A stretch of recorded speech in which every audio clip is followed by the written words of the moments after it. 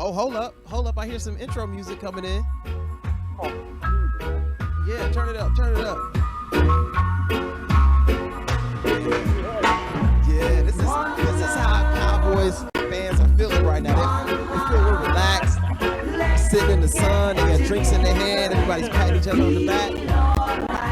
How you feeling today, O'Neal?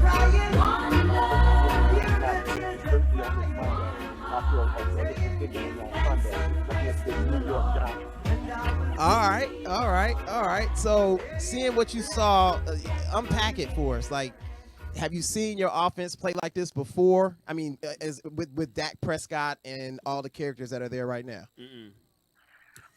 Here's what pleased me. I was coming into training camp. The major concern that I had was, okay, what is this offense going to look like? Okay, we have a new offensive coordinator who was a new quarterback coach last year, who the year before that was a backup quarterback. So the major concern was, are we going to look like offensively like we looked last year? So I was very pleased looking at Kellen Moore with his pre-snap movement. I love the motion plays that they have, throwing out of rushing formations. Those are very pleasing to me. So I was very pleased with how the offense looked and the multiple formations that the Cowboys threw out on this against the Giants. I've always recently, as of late, the last 2 or 3 years, I like the personnel that you have. I've always doubted your coach and his ability to be an offensive coordinator. So to see Kellen Moore come in there and stop serving vanilla ice cream that y'all used to sell every Sunday and actually put some spice with it. I mean, it allowed Dak to really ball out. And to be honest with you, man, that offense that y'all were running like last year, that was costing Dak some money. After seeing yesterday, they got to pay him. Hey, think of it like this: the value. I'm going to talk about Zeke for a second. The value that Zeke has shown us in the past, because knowing that on first down they're going to hand the ball off to Zeke. Defenses know that. Everybody in the whole stadium knows that. Yeah. And he's still quite productive. Yes. So you're correct in saying this vanilla offense that we've been running, Zeke was extremely productive in that. But with this flavoring that we've now added, it has gone deep into the pocket of the owner, because he is going to have to pay Dak Prescott. Well, he wants to win. He wants to win, so I don't think he cares, man. Jerry got deep pockets. It's nothing to him. If y'all didn't have a salary cap, he would have already paid people by now. It'd have been done. We'll be like the New York Yankees. Exactly. In baseball. Absolutely. You know, I was most impressed with the Cowboys' offensive line, because after Zeke, you know, after they already had a very comfortable league, they had Zeke on the bench at this point. They brought in Tony Pollard, and I was really happy that they brought this guy in, because if they didn't sign Zeke, he was going to be starting the season. And I'm pretty sure as an individual, you have your hopes up a little bit, like, oh, I'm about to get my time, about to get my shine, and he still got his shine. He only had 24 yards, but when you saw the boy run, he could run. He did it all in preseason, but you could really see that he ran the ball well during the game and towards the end of the fourth quarter. I'm trying to think of the last time I've seen Dak with 405 yards passing. I don't think I've ever seen that. It was always 250. Against Philadelphia. Yeah. Against Philadelphia, that overtime game. Okay. Well, it took overtime to get there. I'm talking about regular season. I've never seen him just do four, and this is good. 25 for 32. And think about this. Yeah. Think about this. 7 receivers caught passes. 7 different receivers. You know what I mean? He got hit 2 times the whole game. Yeah. So that talks about that offensive line. Because I was concerned because Tyrone Smith and Martin, they didn't play in the offseason. They have back issues. And that's a major concern for me, because that doesn't heal overnight. Yeah. You know, that's a concern throughout the season. And you're right, they played extremely strong. Now, granted, the Giants do not have a great pass rush. They gave up Olivier Vernon, their best pass rusher. They gave up Snacks. That's not their strong suit. but still, we have to play who's in front of us. And they kept Dak up on his feet, and he didn't get hit but 2 times.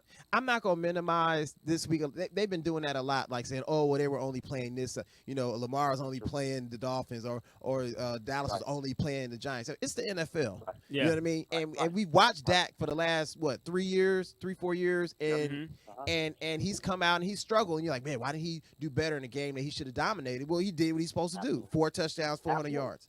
So you can't say anything about that. I think people want to confine Dak in this box. When they see he has a bad game, oh, that's the Dak. When he see he has a good game, oh, what's this? It's like, well, why can't you just say that he got better? I think it's a real testament to that to the new offensive coach you guys got. I forget his name. Keelan Moore. Absolutely. Okay, yeah. Keelan Moore, yeah. Yeah, he's passing the ball a lot more. Don't sleep on Kittner too, because Kittner's a new quarterback coach. Okay. And he's in Dak's ear all day, every day. Kittner's a gunslinger too, and that's a mentality that Dak needs. Dak has started out a game manager, which was good for him. It kept him on the field, but now he's got an arm. It's time to unleash it. Oh yeah, and he did. It's time to let it. Yeah. Now on the other side of things, like for your defense. How do you feel about your defense? Because I do think one of the big parts of your team, like we talked about offense, but your defense is much improved. I mean, they're solid. Let me say this. It is much improved, but I was listening to a podcast the other day, and forgive me for not remembering the name of it, but they were talking about the last 2 games against the Rams and against the Giants. The Cowboys have given up over 400 yards rushing for those 2 opponents. Okay. So that's truly concerning to me. Now, I understand the flow of the game, and I also understand that, well, we're going up against Saquon Barkley. Now, he's as they say, he is what's the boy from the who retired early from your team? Who retired? Oh, Andrew Luck. No, from your team, from the Lions. Oh, Calvin Johnson. The running back. Barry Sanders. Everybody retires early from the Lions, so I mean. Do you? Nah, I don't. So. I feel like retiring after yesterday. Go ahead. Especially against that time, anyway. But he's Barry Sanders-esque. So I mean, he can bust out a 50-plus yarder and then turn around and get a -3. So he is a major concern. But to give up 400 yards in the past 2 games, I mean, that's really concerning to me. Also, secondly, with the defense, the pass rush. The pass rush wasn't there against the Giants. And knowing that you're going up an offensive line that is a question mark for the Giants, I expected more from the pass rush, which I did not see. But in the grand scheme of things, we're picking at things because the overall game was a very good game on all sides. Yeah, and the other thing I was gonna bring out later on is that people don't really put their best players out during preseason. Yeah. So a lot of the rust that we saw first week, that's going to be gone because guys, I saw in the first half, everybody was struggling in the first half. And you see second half, they hit a groove. Tackling. Yeah. Tackling is a struggle because you can't really practice it during training camp. Right. And if you think about it, Steve Young said on today, he was like, well, the month of September is like a preseason game for all starters. And if you think about it, that makes sense. So you want to get out all your rust through these first 4 games. Get it out. And if you get victories while you shake off that rust, that's even important. That's why I say these games are, even though they're the Giants, it's a division game for one, and you got to win these games early because it helps later on. It's a big deal. So I have big expectations against the Redskins next week. All right, so I want to be fair about this because we going crazy over the Cowboys because we all enjoyed what we saw. But we do have to remember Danny's a Giants fan, so let's just there's a couple of little bright spots for him. Saquon Barkley had 11 carries, 120 yards. That was good. Evan Ingram had 11 receptions for 116 yards and a touchdown. Oh, yeah. But sleeper. They are definitely, it's fantasy sleeper. Yeah. But they are definitely staring at a good draft pick. But if you think about it, though, the Giants, a lot of times we like to jump on Eli Manning and he's the cause for the downfall of the Giants. Eli didn't play poorly. Yeah. He didn't play poorly. Now, if you want to do play calling, and it shouldn't, like all those times when you roll Eli Manning out, I don't know why you're rolling him out to do anything. He needs to stay in the pocket, okay? Because that's when he had his sack fumble, when he rolled out. So, I mean, it's not Eli's fault. So if they take Eli out and put with the new quarterback in, you're still going to have issues. Yeah, I don't think that was Eli's fault yesterday either. They had him throw the ball 44 times, and Saquon only ran the ball 11 times, even though he had 120 yards.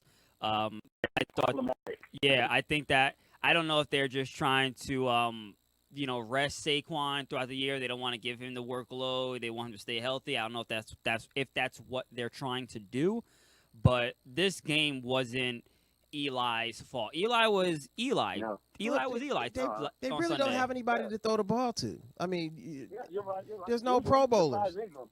You know what I mean? So what are you supposed to do? You traded everybody away. I mean, well, listen, they can't complain. Eli gets along with them. I mean, that's what it's about. That's what it seems like. Every time they get rid of somebody, Eli will get along with these guys. Right. Okay. I mean, I was expecting to see more from Sterling Shepard. I mean, after it's all said and done, he's been with this team for 3-4 years now. So he's been through the transformation and kind of this offense and the game plan. I was expecting for them to give him an elevated role. It's only the first game, so we don't know what's going to come for the rest of the season. I was just expecting to see more from Sterling Shepard, not as a But he's also coming off a fractured hand. So, That's true too. That's still, I wouldn't. Yeah. Well, Odell used to catch with one hand. Odell used to catch with one hand. I mean, what? What's the problem? No excuses. No, ain't no excuses. No excuses. You're right. I mean, you put a glove on, wrap it up. Like, come on. Let's go. Keep it moving. Man, guys play football with a club on. Yeah, I don't care. So who do y'all have coming up next week, O'Neal? I'll get the Deadskins. You know what? The Redskins? Yeah, the Deadskins came out. They tried. They tried last week. But huh? I have no fear. I mean, and if you think about it, Darius Dice, he's gonna be out because he had some injury. The lineman Allen from Alabama, he's gonna be out. So I mean, that's the easy picking for me. That's what I'm thinking about, and that's what Dak needs to be thinking about too. Yeah, it should. And Zeke will be getting more carries and more carries. We can run that ball down the throat. I think it should. You guys should. I think the Cowboys should definitely win that game. But I will exercise. I think the Cowboys should exercise precaution because. And quick sidebar. The Saints and Texans game right now, they're breaking out into a fight. Did you see DeAndre Hopkins suplex the dude that intercepted the ball? I saw it, yeah. Did you see that? That was Monday Night Raw. I saw it. And they threw a flag on it. Yeah, Listen, threw a flag. if a dude comes running in there. You can't suplex a guy, man. You can't. No, if a dude comes running in there like Raggedy Ann and Andy, and I lift him all the way in the air, throw him on the ground. I mean, come on. It's a man's sport. Look at this, Ron. I had to interrupt the show, but this is ridiculous. Look at this. Look at this. Oh, man. Whoa. It was nice. No doubt about it. That was a clean hit, too. That was a clean suplex. It was. It's just illegal in today's game. Yeah, I like that. That's a scrappy dude right there. He was like, no, that's a tackle. The real deal. That's a tackle for you. D-Hop don't play. No one catches my balls. Anyway, he's one of the 3 or 4 who got 100 ratings in Madden. This is true. Hey, when you drop no balls, you should. You deserve that. Yeah. So what was I just saying? We were talking about the Deadskins. Yes. Yeah. I want to exercise. I think the Cowboys. I hope you guys don't get big heads and just assume the win on this game because I felt like, the Redskins did show that if they could get the ball out of the quarterback's hands, they have some scrappy receivers that will go up there and go get it. You think it's a trap game, perhaps? Of course, and it's a busy game. Maybe. These games are always trap games to me. Yeah. especially in the NFC East. Yeah, I mean, it's a rivalry everybody game knows still. these very well. I mean, you cannot sleep on no division games, no matter how poorly they play. Yes. It's going to be a split, more than likely. But Agreed. you hope to win. You know what I mean? I agree with you. So let me ask you this